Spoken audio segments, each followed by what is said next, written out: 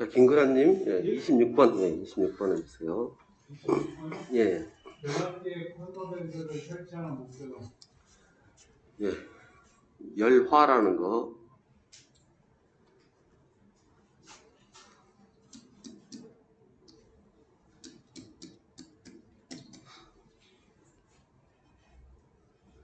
예, 열등하다 할 때 열자입니다. 예, 성질이 안 좋아지는 걸 열화.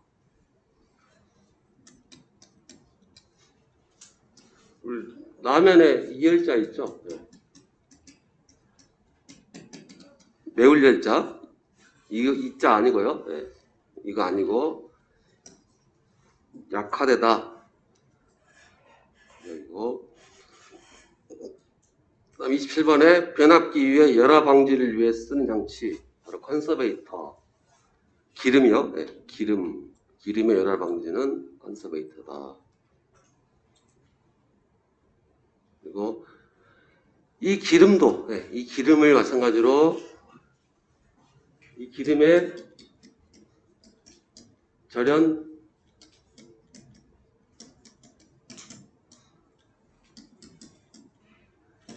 저항이라는 게 있고, 예, 절연 내력이라는 게 있습니다. 절연 저항이라는 건 그냥 저항값만 측정하는 거고요. 예. 그다음에 절연 내력은 절연 저항보다 좀 더 심하게, 즉 얼마나 버틸 수 있느냐. 예. 즉 얘는 쉽게 말해서 이런 느낌이죠. 순간 전압을 가해가지고, 예. 길어야 5초입니다. 예. 가해서 전류 측정해가지고 얼마 이게 나오는 거고, 얘는 뭐 1분, 10분 계속 가해요. 그럼 걔가 상태가 안 좋으면 뭔가 쌓일 겁니다. 그래가지고 상태 안 좋으면 뭔가 쌓여서 뭔가 터진다거나 아니면 상태 안 좋습니다라는 신호를 보낼 겁니다. 예. 그렇게 하는 게 바로 절연 내력이라는 거고요. 그럼 얘는 이제 절연유 같은 경우는 절연 내력 측정을 또 해요. 측정하는 방법은 예. 기름 떠가지고요. 기름을 떠가지고 기름을 담아요. 여기다. 그러면 이제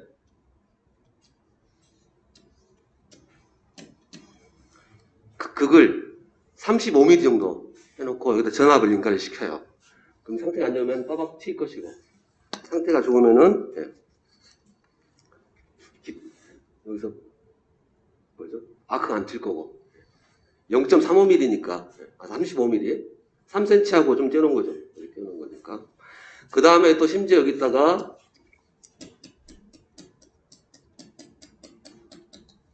즉 리트머스 시험지 같은 거, 우리 보통 산성이냐 염기성이냐 하면 그런 거죠. 산가 측정이라고 해가지고 예. 얘가 염기성입니다. 얘를 넣어가지고 산성이면 또 반응을 보이겠죠. 다 그런 측정까지 다 합니다. 그게 1년에 한 번 의무사항은 아니고 권장사항으로서 예. 측정 기기 장비가 있어야 되니까요. 예.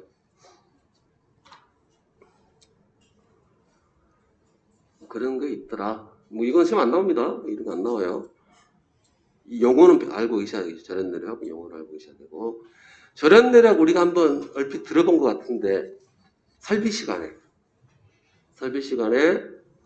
시험 전압 관련해서 7000V 이하면은 사용 전압이 6600이다. 그러면 7000V 이하면 요거에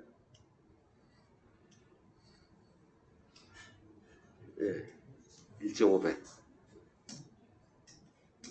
그러면 맞나? 아닌 것 같은데. 아, 9,900인가요? 네. 아, 그래서 9,900이네요. 네. 아, 6을 해야 나오구나. 얘를 하면 얘 나온 거구나. 그런 거. 뭐, 그래요. 네. 그래서 1.5배라는 거, 이걸 한다면 어떻게 돼요? 10분간 지지라고 그러죠. 설비책에 보면, 예. 10분 지지라고. 예. 절연내력 측정할 때. 28번에 변압기 위에 열화 방지와 관계가 가장 먼 것은 그러면 부싱이 이거 표시해놨네요. 부싱은 뭐 자기로 만들든가, 자기제, 즉 세라믹으로 만들든가 아니면 폴리머, 즉 화합물 계열로 만들거나 그런 거니까 기름하고는 전혀 관계없고, 이 부싱 역할이 뭐예요? 우리 금속관하고 똑같습니다. 네. 금속관에서 부싱은 전선 입출입할 때 상처 입지 말라고 하는 거고, 그 다음에 여기서 부싱은요, 전압이 외함에 인가되지 말라고.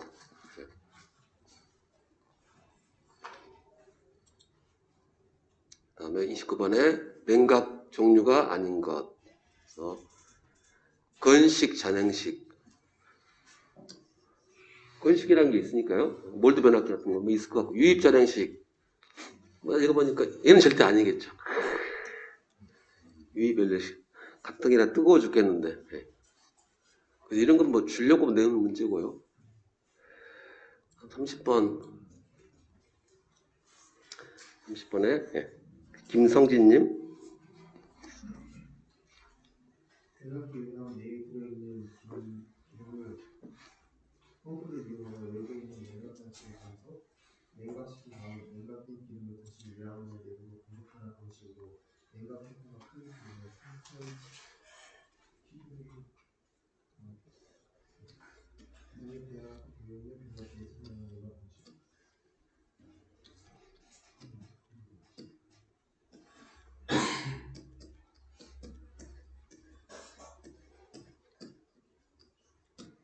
이렇게 해서 펌프를 통해서 이렇게 한다는 얘기죠.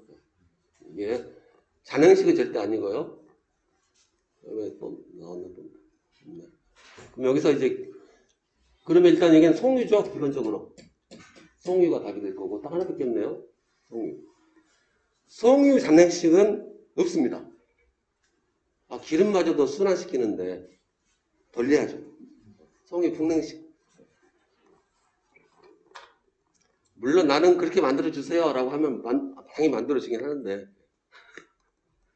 그럼 이야기를 하겠죠. 뭐.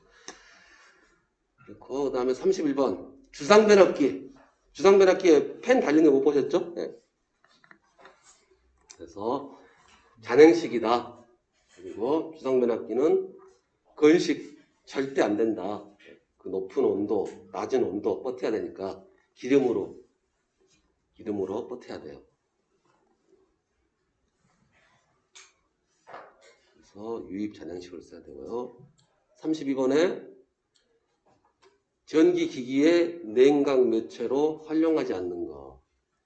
이거 활용할 수 있습니다. 여기서 물론 물이라고 하는 것은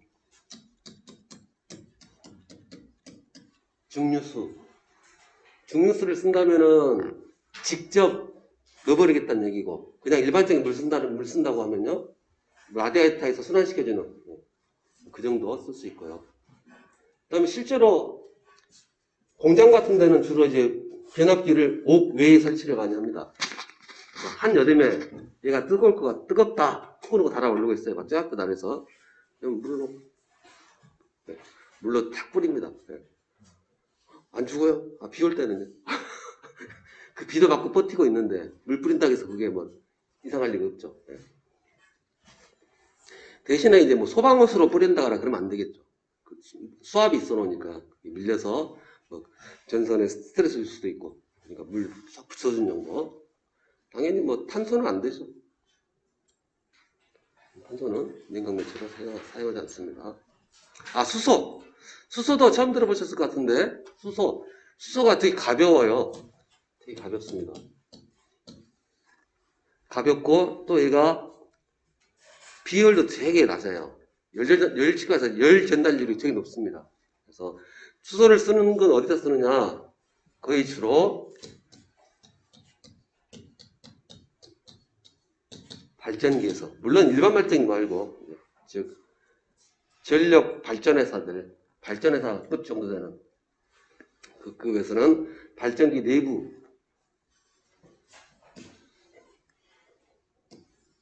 여기서 얘가 열심히 확 돌아갈 건데 이 안에다 집어넣는 거예요. 수소를. 그럼 얘가 빨리 돌 때는 초당 30회전을 합니다. 초당 30회전. 제가 돌려봐야 두세 바퀴예요. 아무리 빨리 돌려도. 엄청나게 고속이죠. 그러면 수소는 가볍기 때문에 공기보다 되게 가볍죠. 공기보다 40배 가벼워요. 그냥 뜨니까. 그러면 여기서 돌아가는 풍선이라는 게 확 줄어들겠죠. 풍선도 줄어들어요. 그럼 출력이 얼마나 들어가느냐. 중요한 건 출력인데, 출력이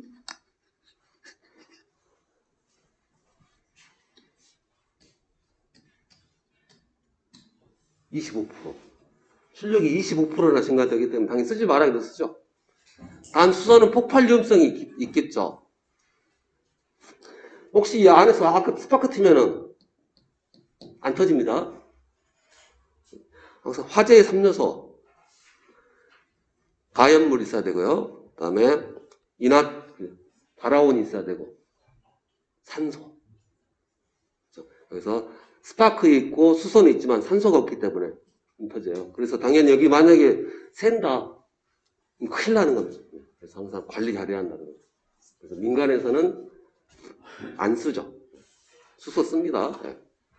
제일 흔한 게 공기고요.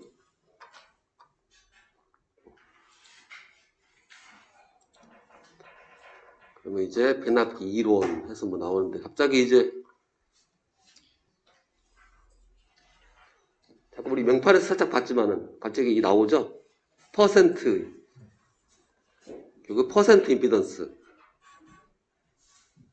100분율 임피던스가 퍼센트 임피던스니까요. 이거 이제 나온다는 거예요. 그럼 일단 먼저 변압기 장격. 변압기 장격을 볼 때는 2차를 기준으로 합니다. 2차. 부를 때. 둘 다 부르게. 그러니까 실제로 쓸 수 있는 2차를 2차 전압과 2차 전류로 2차로 1차로 읽어주지 않고 2차로 읽는다는 거. 즉 2차라는 것은 부하 측을 얘기하는 거고요. 그 다음에 중요한 정격 쭉 있는데요.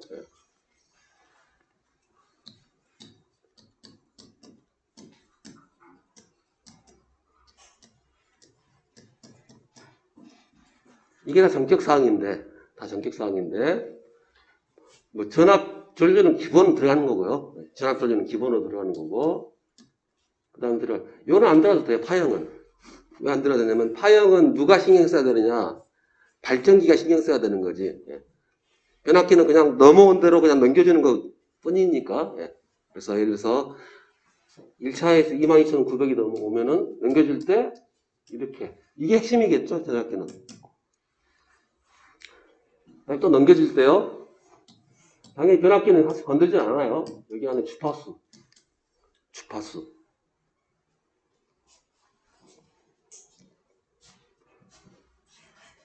그리고 특히 이제 주파수 같은 경우는 국내에서는 무조건 60Hz로 통일되어 있지만 외국에서는 50 쓰는 나라도 있고, 그러면 50 쓰는 나라에서 그냥 뭣도 모르고 주문을 했다 이거예요. 50짜리를. 수입을 해갖고 오면 이제 안 된다는 거예요. 미리 조정을 해야죠. 60Hz로 맞춰서 주라고. 그럼 거기서 60Hz 맞춰주라면 거기서 하는 얘기들 딱 그밖에 없어요. 철성 관련해서 효율을 맞춥니다. 이제. 그래서 60Hz 맞는 효율이 나오게끔. 철소는 다 주파수랑 관계가 돼 있죠. 주파수 관계가 돼 있습니다. 왜냐하면 기본적으로 이렇게 생각하시면 돼요. 히스테리시스온 같은 경우는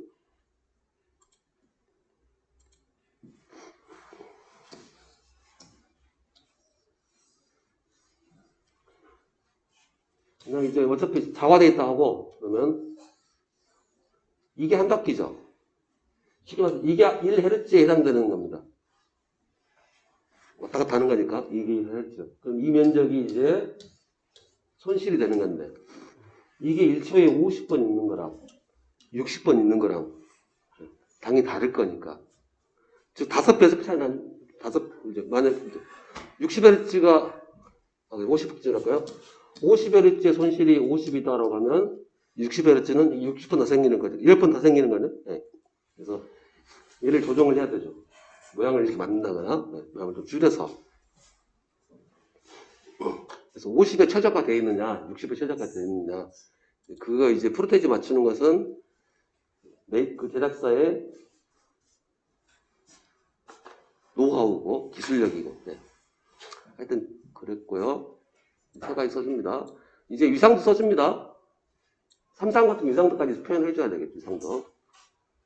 아, 그렇죠. 그래서 삼삼각형은 위상도 표현을 하는데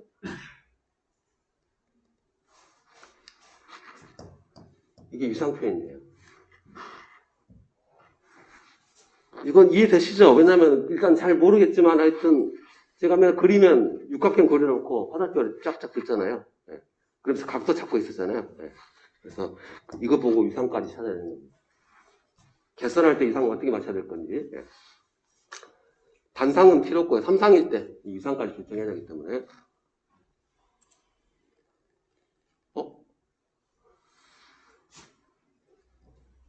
아니.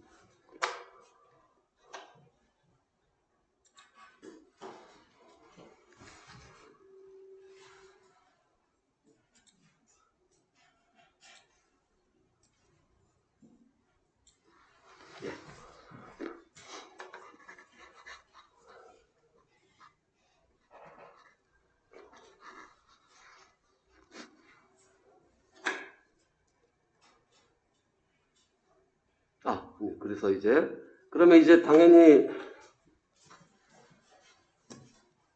전격이 포함되어 있을 거고 당연히 이제 둘이 곱하면 전력이고 둘이 나누면은 이제 이렇게 안 씁니다. 이제 결이 다 끝났으니까 RH 다 포함되어 있는 임피던스로 그럼 당연히 여기 임피던스도 표현을 해줘야 돼요. 이 자체 기기가 임피던스가 어떻게 되는지 그 임피던스를 이제 뭘로 표현할 거냐면 백분율로 표시할 거예요. 그냥 쓰지 왜? 라고 할 수 있는데 그냥 그래볼게요. 그래서 우리 변압기는 임피던스가 100오음입니다. 라고 딱 해요. 그러면 100오음이다 라고 하면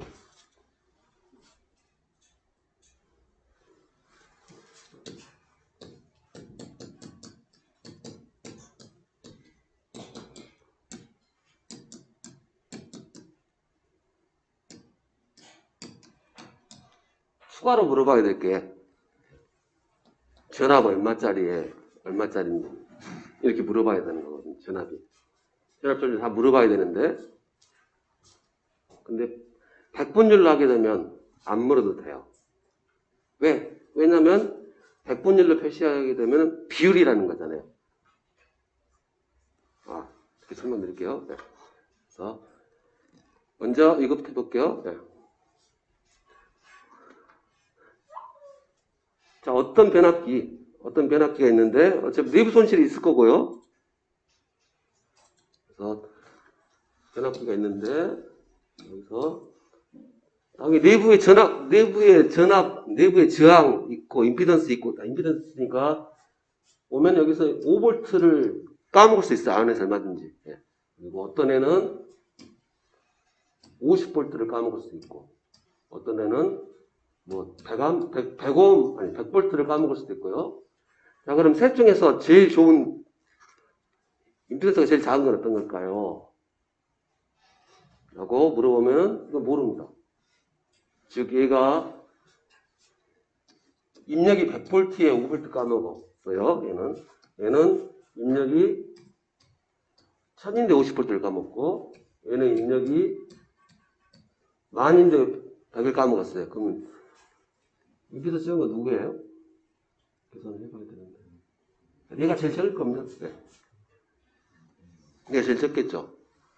그러면 이 상태에서 각각 5볼트니 그냥 시켜놔서 이건 저항값만 준 거하고 똑같은 거예요. 이렇게 표현하는 것보다 기준값을 넣어주고 각각 기준값을 넣어주는 게 맞겠죠. 그 기준값에 맞는 프로테이지를 해야 쉽게 이해가 되기 때문에 프로테이지로 써주는 거예요. 그래서 우리 변압기는 그래서 5% 까먹습니다. 당신이 뭘 넣어줬던 간에 5% 까먹습니다. 10% 까먹습니다. 이렇게 넣어주는 게 바로 그게 편리하기 때문에 프로테이지로 쓴다는 거예요. 그래서 그 프로테이지 바로 그래서 전압이라면 전압 중에서도 이제 제왕에서 까먹는 게 있고요. 코일에서 까먹는 게 있고 따로따로 써줘야 되겠죠. 합쳐서 써주기도 하고. 그래서 이게 합친 겁니다. 예. 그래서 기준은 뭘로 할 거냐? 예. 기준은 얘가 까먹는 거. 그래서 이제 그림상에서 변압기가 이렇게 있으면 퉁 쳐가지고 그냥 임피던스 Z라고 써주고 여기 전류가 흘러 들어가면 이만큼이 까먹는 게 되겠죠. 그랬을 때 원래 얘가 뭐 예를 들어서 투투 라인 거였다. 그러면 투투 라인에서 이렇게 되면 몇 프로 까먹었습니다 나오겠죠. 그럼 다시 볼게요. 결국 이 말이에요. 이 말인데 전압이에요. 그냥 전압인데 얘는 어떻게 돼요? 이 전압은 변압기 임피던스 넣어준 거고 이 전압은 어떤 임피던스 넣어줬을까요? 이건 원래 자기 전격이니까 부하 거 넣어줬겠죠. 부하 거. 그럼 쉽게 말하면 이거네요. 얘는 부하 거 임피던스. 이건 L로 썼습니다. 숫자가 문자 중요한 게 아니라 로드라 했어요. 얘는 변압기라고 해서 서플라이 뭐 이렇게 해서 S 붙여주고 훔쳐주니까 결국 전압 강화 표현을 하려고 하다 보니까 마치 임피던스만 남는 것처럼 또 보이고 어차피 임피던스 표현해줘야 되니까 1타입 목적으로 퍼센트 임피던스라는 걸 쓰겠다. 여기서 100을 곱하면 임피던스 비율이 되니까요. 그렇게 되면 이제 5%다라고 하면 5% 떨어지는 거예요. 그 내용이었습니다. 여기서 이제 이름. 자, 그러면 우리가 다시 이거. 변압기 내에서, 이거 보면은 얘가 변압기 내에서 까먹는 거 얘기하는 겁니다. 얼마 까먹었는지. 얘도 굳이 이름을 또 붙여요. 그냥 변압기 내에서 전압 강화라고 하면 될 것을. 굳이 얘를 임피던스 전압이라고. 네, 맞죠? 임피던스 전압. 임피던스 전압 강화. 변압기 내부의 임피던스란 그럼 이때 전류를 뭘로 보냐? 전류를 전격 전류가 흘렀을 때 값으로. 그래서 변압기 임피던스 전압이라면 전격 전류가 흐를 때 변압기 내의 전압 강화.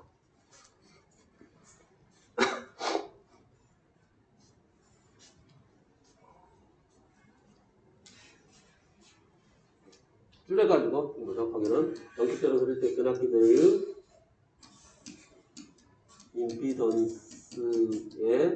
의한 전압 강화인데 얘를 줄여서 임피던스 전압이다라고.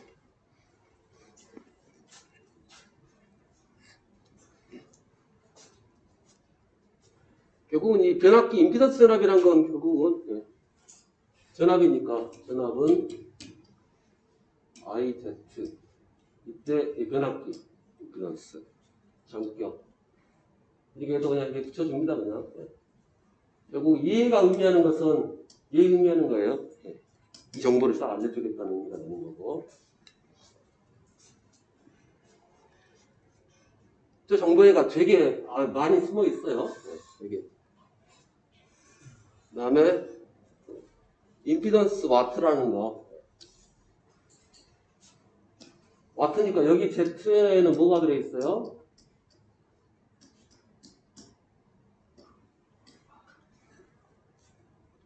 변압기 있고 얘가 들어있는 거예요. 이때 얘는 뭘까요?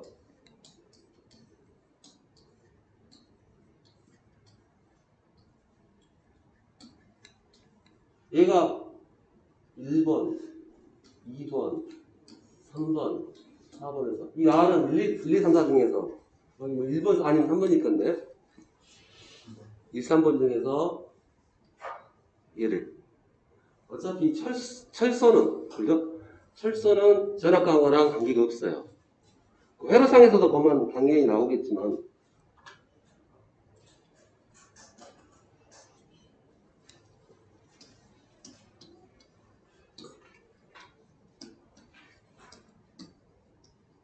하나 줄여서 이렇게 쓰겠습니다. 자, 여기 1000V다. 근데 무부하일 때는 이렇게 부하 안 걸려있다 할게요. 부하 안 걸려있고 전류는 오직 이렇게만 흘러가야겠죠? 여기 당연히 여기 1000V고 병렬이니까 여기 1000V고 여기도 1000V.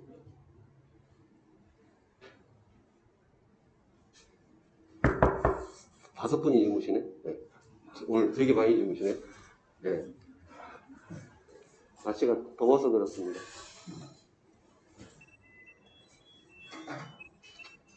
딱 자기의 좋은 날씨가 돼가고 있습니다. 네.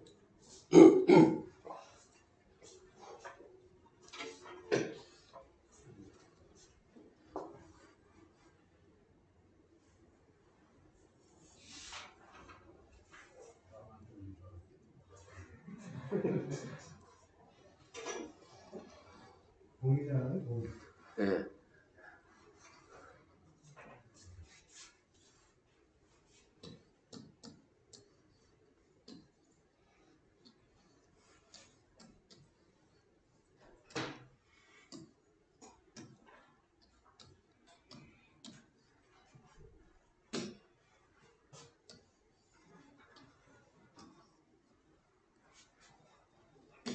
여기서 노란색과 하얀색 1000이라고 할게요. 1000. 노란색과 하얀색이면 1000. 노란색과 하얀색이면 1000. 1000. 1000. 네. 그래서 여기 1000이면은 1000. 노란색.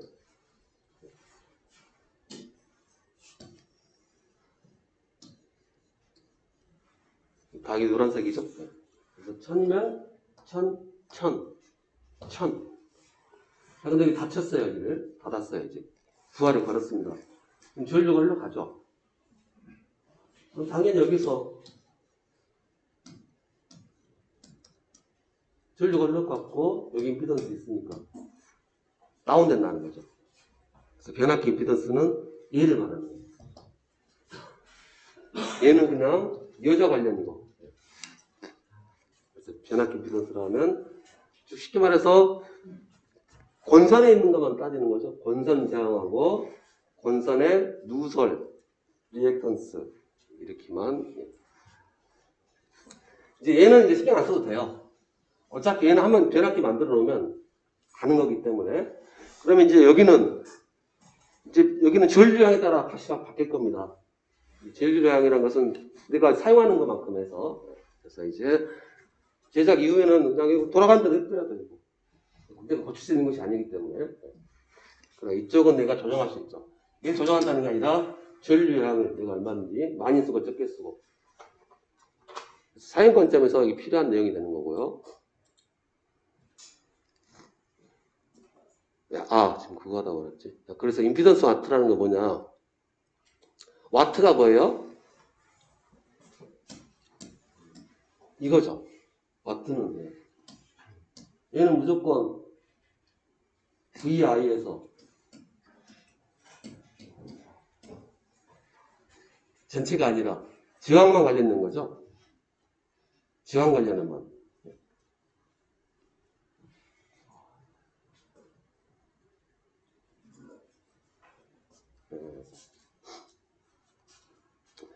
와트는 유효 전력이고, 그렇죠?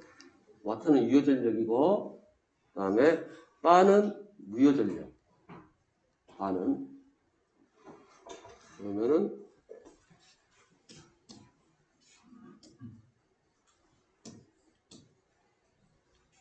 여기서 쓰는 것은 유효 전력. 얘가 짝 막는 것은 무효 전력. 얘는 와트, 얘는 바. 네, 바. 이렇게 순진한 얼굴 하고 계시면 제가 독서 한번 할게요.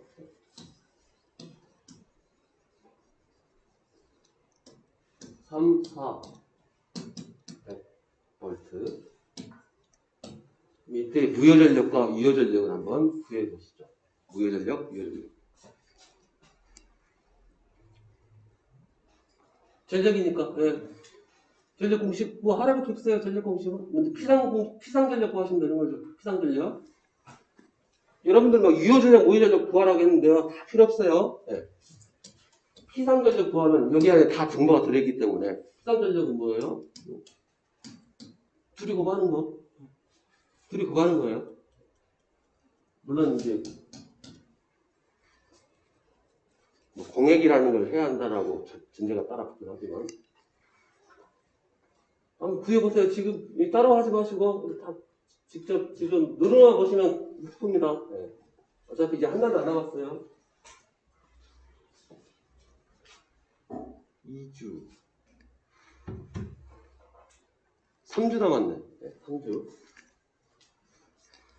문제 다시 뭐 집에서 하지 그런 거 없습니다. 네. 금방이에요. 우리 기기 수업이 끝나면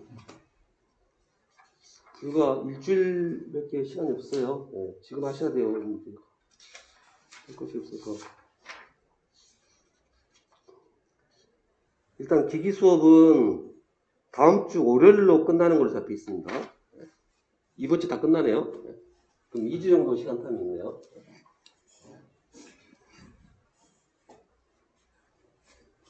그럼 현재 제가 속도를 내면은 하루에 한 챕터씩 끝내야 된다는 거예요.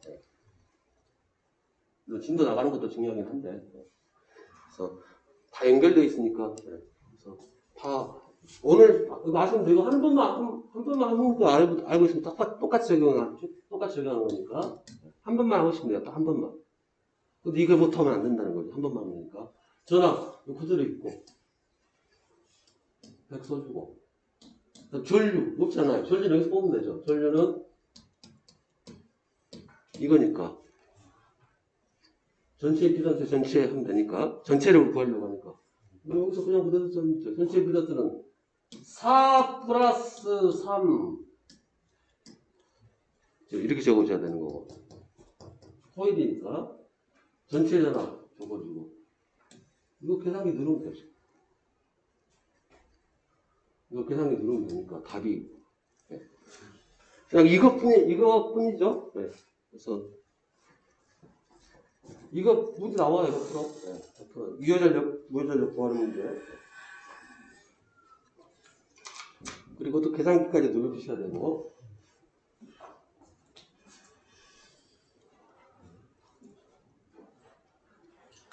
근데 이건 사실 이해 안 하셔도 돼요. 이해 안 하셔도 됩니다. 일단 중요한 것은 이해 안 된다고 손을 놔버리시면 안 되고 이해 안 되면 일단 암기해서라도 계속 할 줄 알아주셔야 되고 그러다 보면 어느 순간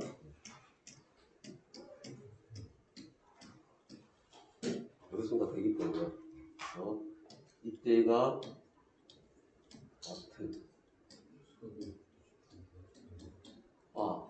유효가 1600 무효가 1200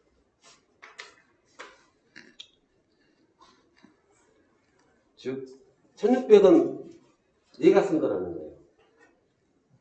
1200은 얘가 짱 박은 거고 그럼 얘가 쓴 거 1200이라는 건 어떻게 나오는 수치냐 자기 걸로만 써주는 거니까 VR, IR 그럼 VR 알고 싶으면 어떻게 하면 돼요? 이걸 바꿔치기 하면 되지. 어차피 직렬이니까 IR, IL 전체 전류 다 똑같은 얘기 되니까 얘는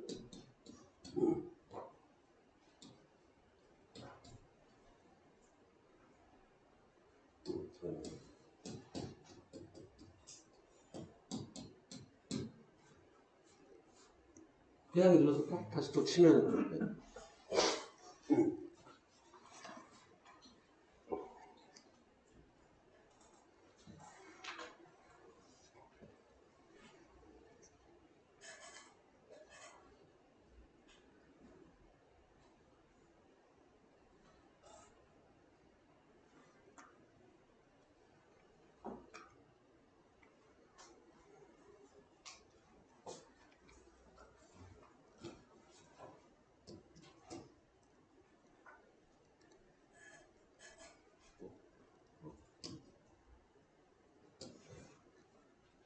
그래서 얘는 VR은 60V 물론 36도고요.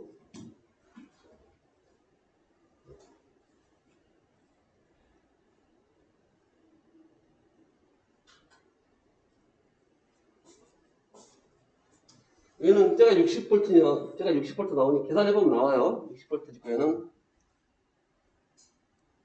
계산을 잘못했다. 계산했을까? 아, 1600이 저기. 여기 1600인데, 1600을 해야 되네. 원래 1600인데. 1600인데. 똑같아요. 어차피 80이에요. 80에 이렇게 써 똑같고. 네. 여기는 얼마냐? 제가 80인, 얘가 80V니까 100이고, 그러면 20V 아니에요. 60V입니다, 여기가. 60V. 60V, 80V 합치면 100V가 나오게끔 나오면 되니까. 680 똑같이 적용되니까요.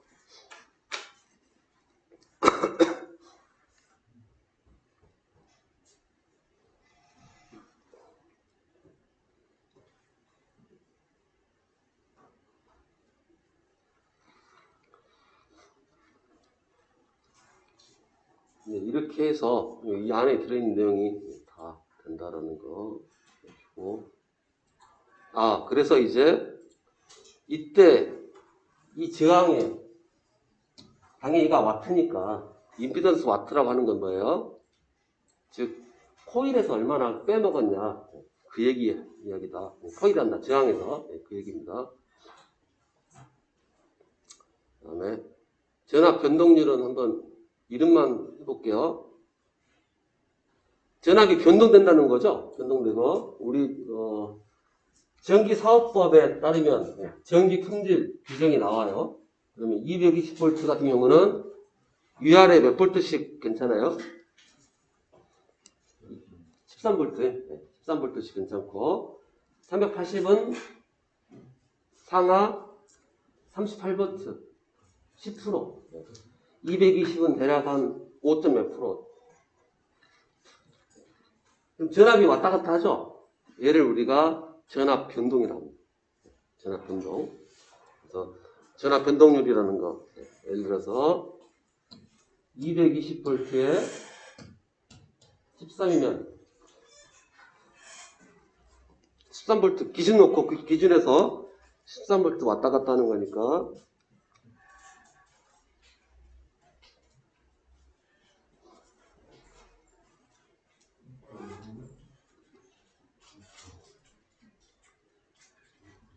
거의 6% 정도 되죠? 네. 거의 6%. 5.9% 정도 되니까.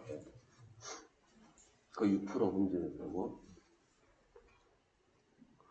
여러분들 혹시 전압 강하이비가 또 있는데, 일반부와 조명부와 기타부와, 아니, 조명부와 기타부와 저압에서는 몇 프로죠? 허용범위가? 저압, 고압, 조명, 기타. 이렇게 적혀 있긴 한데. 그죠?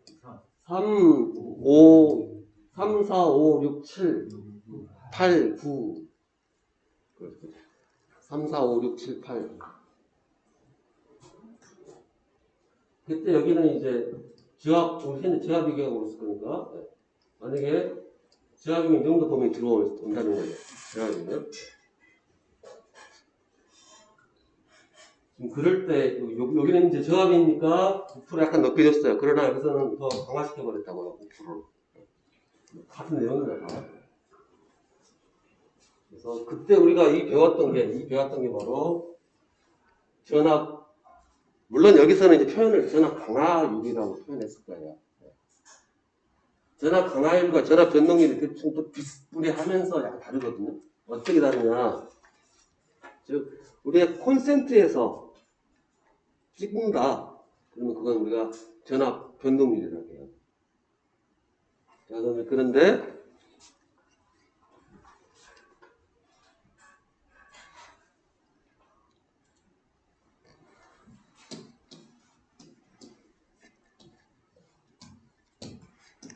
자, 이렇게 오겠죠. 여기서 찍었더니 한 번은 230V 나오고 한 번은 220 나왔다. 그리고 근데 여기서 얘는 그냥 230으로 누고 있었어요. 230으로. 그리고 얘가 230 나올 때는 여기 전기 안 쓰고 했을 때, 전기 안 쓰고 있을 때 이렇게 나오는데, 만약 여기서 전기 써버렸다. 그럼 요만큼은 떨어지겠죠. 전기 썼을 때. 그럼 여기서 220 나오면은, 여기서는 10V 여기서 까먹은 거죠, 얘가. 오면서. 그래서, 오면서 까먹은 것을 전압 강화율로 표현하고요. 나는 그렇게 모르겠고, 나는 여기서 재본이 걸리더라. 여기서 따지는 거. 그러면 얘는 전압 변동률이다. 똑같은 얘기인데 달리 관점에 따라 달리 표현합니다. 그래서 그냥 전압 변동률이라는 것은 쉽게 표현하면 콘센트에서 그냥 전압 찍어보는 거. 전압 강화율이라면 콘센트에서 찍는 게 아니라 여기서 한번 찍어보고 여기서 한번 찍어보고 두 군데 찍어서 그 차이를 표현하는 거다라고 해주시고, 이상한 거 나왔는데 냅둬버리시고, 아니 냅둘 수는 없네. 일단 내우죠. 이거는 그냥 유도 과정 없이 이 식 똑같은 거예요. 똑같은 거고 똑같은 건데 일단 먼저 외울게요. 근데 사실 이렇게 외우라면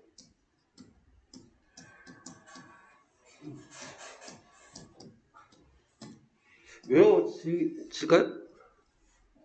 근데 이거는 왜 알고 계시죠?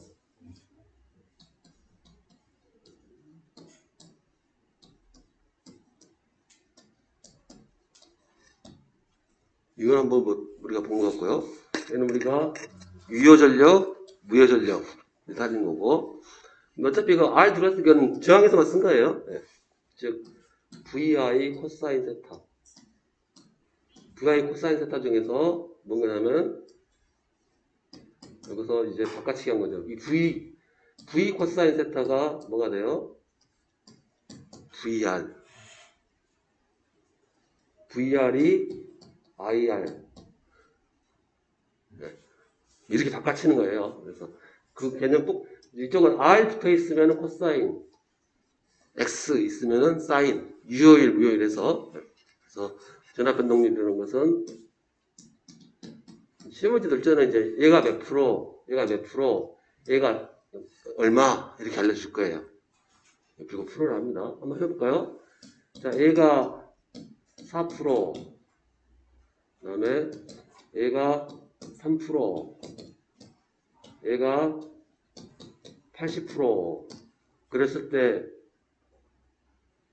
전압 변동률은 얼마냐 물어보면 그냥 4 곱하기 0.8 더하기 0.3 곱하기 사인 세타 얼마예요?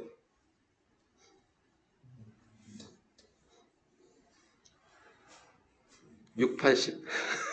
아, 네, 80. 36. 345. 345, 680. 0.6.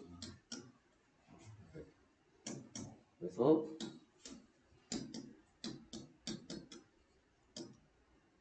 5. 이렇게 된다. 5%다. 이렇게 해서 문제 나옵니다.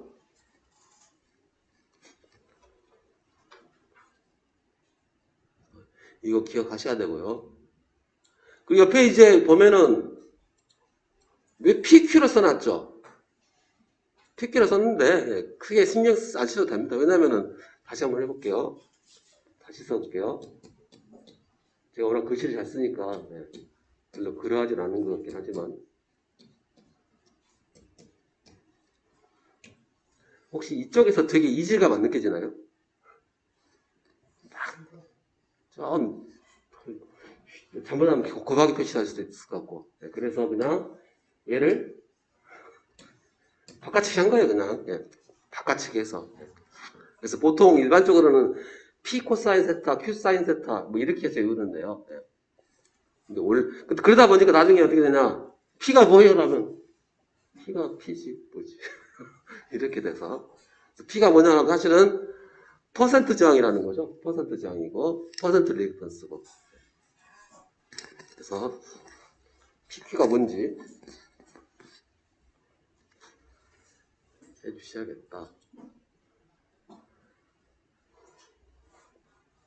다음 손실 보겠습니다. 손실 계속하는 손실이지만은 손실은 크게 철에서 나는 손실, 구리에서 나는 손실.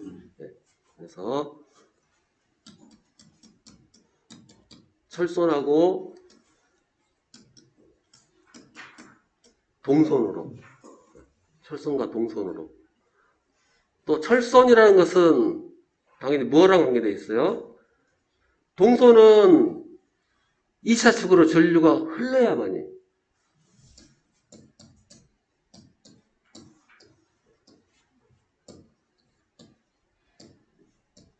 얘가 철선이죠. 얘가 철선이고 동선이고 전류 안 흐르면 얘는 발생하지 않습니다. 근데 여기는요. 전류가 흐르든 이쪽으로 전류가 흐르든가 말든가 늘 발생하는 거. 그렇기 때문에 얘를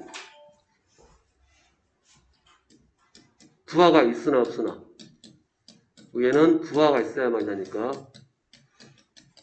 이름을 이렇게 하고요. 그러면 쉬었다가 해야겠습니다.